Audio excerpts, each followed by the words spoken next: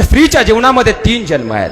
पहिलं ती जन्माला आली, दुसरी ती विवाह झाला आणि तिसरं ती बाळांत झाली.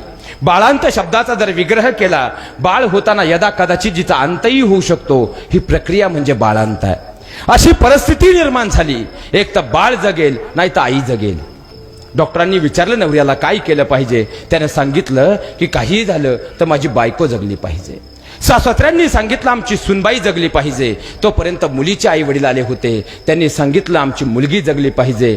पण भुलीचे डॉक्टर येईपर्यंत, भूल देईपर्यंत आणि भूल चढेपर्यंत टेबलवर असणारी माऊली मात्र सांगत होती, डॉक्टर साहेब माझं काही होऊ द्या बरं, पण माझं लेकरू जगलं पाहिजे, हे फक्त आईच करू शकते. या पुढं जाऊन सांगतो, ज्यावेळी बाळ जन्माला येतं 9 महिने 9 दिवसामध्ये 6 सोनोग्राफी केल्या जातात. पण डबल-MD डॉक्टर असू द्या, 6 महिन्यापर्यंत कितीही सोनोग्राफी करा, बाळाचे ठोके तपासता येत नाहीत. बाळाचे ठोके 7व्या महिन्याच्या सोनोग्राफीतच तपासले जातात. याचं कारण असं आहे की बाळाचे ठोके जर 7व्या महिन्यात पडतात तर आमचं विज्ञान असं सांगतं, आम्ही जो श्वास घेतो तो आमच्या फुफ्फुसांच्या दोन्ही फेफड्यांपर्यंत जातो आणि नंतर हृदयाचे ठोके पडतात. बाळ ताईच्या गर्भात आहे, मग बाळाचे ठोके पडतात कसे? डॉक्टरांना विचारून पहा, डॉक्टर सांगतील आई जो श्वास घेते त्यातला अर्धा श्वास 9 महिने 9 दिवस ती आपल्या बाळाला अर्पण करत असते, म्हणून ठोके पडतात. आणि बाळ ज्यावेळी जन्माला येतं ना, बाळाचा नाळ कापण्या अगोदर बाळ रडतं. चूक की बरोबर? बाळ एक तर रडतं, नाही तर त्याला रडवलं जातं, त्यानंतरच बाळाचा नाळ कापला. बाळ कितीही गुटगुटीत असू द्या, पण बाळ रडण्या अगोदर जर बाळाचा नाळ कापला, बाळ जागेवर गतप्राण होतं. याचं कारण असं आहे, बाळ आईच्या गर्भात असताना त्याच्या डाव्या बाळचं फुफ्फुस चालू असतं आणि उजव्या बाळचं जे फुफ्फुस आहे पूर्णतः कोरकट्ट असतं. बाळ ज्यावेळी जन्माला येतं ते पहिला श्वास घेतं, तेव्हा त्याच्या शरीरात ऑक्सिजन जातो आणि त्याच्या उजव्या बाजूला जे कोरकट्ट फुफ्फुस आहे त्याची पंपिंग करण्याची प्रक्रिया चालू होते. दोन्ही फुफ्फुसांचं कार्य व्यवस्थित चालू होतं आणि त्यानंतर MSCBशी म्हणजे आईशी असणारा नाळ कापला जातो आणि बाळाला जीवदान मिळतं. आईनं केलेलं दुसरं दान प्राणदान आहे. आईनं केलेलं तिसरं दान सांगतो, आईनं केलेलं तिसरं दान रक्तदान आहे. एखादा म्हणेल महाराज यात काय मोठं आहे, 260 रुपयाला रक्ताची बाटली मिळते, त्यात काय मोठं आहे?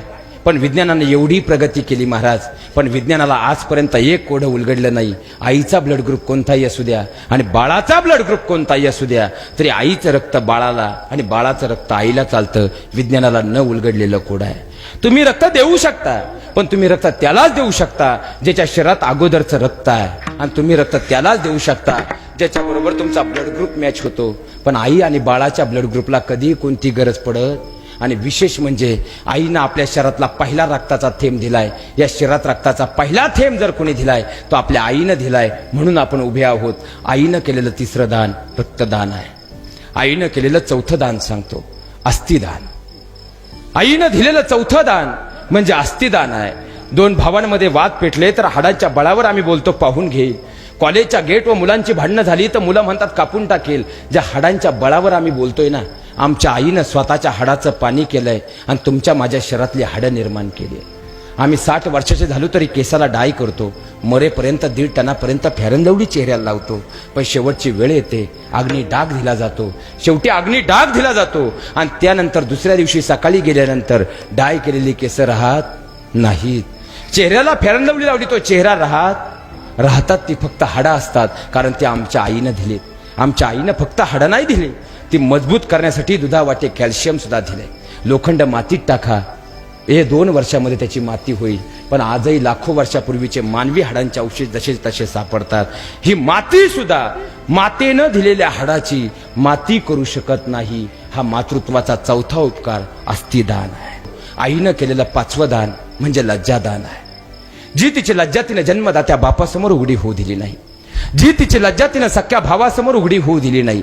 पण लेकराला भूक लागली, आईनं काळ पाहिला नाही, आईनं वेळ पाहिली नाही, आईनं जागा पाहिली नाही. पहिल्यांदा त्या लेकराची भूक तिनं महत्वाची मानली. त्या आई मग एसटीमध्ये असो, घराच्या अंगणात असो, तिनं काळ वेळ कधीच पाहिली नाही. आईनं केलेलं 5वं दान लज्जादान आहे, कारण ते लेकरू तिच्यासाठी सर्वस्व होतं. अहो साक्षात भगवान परमात्मा करू शकत नाही. असे 5 उपकार आपल्या आईनं आपल्यावर केलंय, याची नेहमी जाण ठेवा.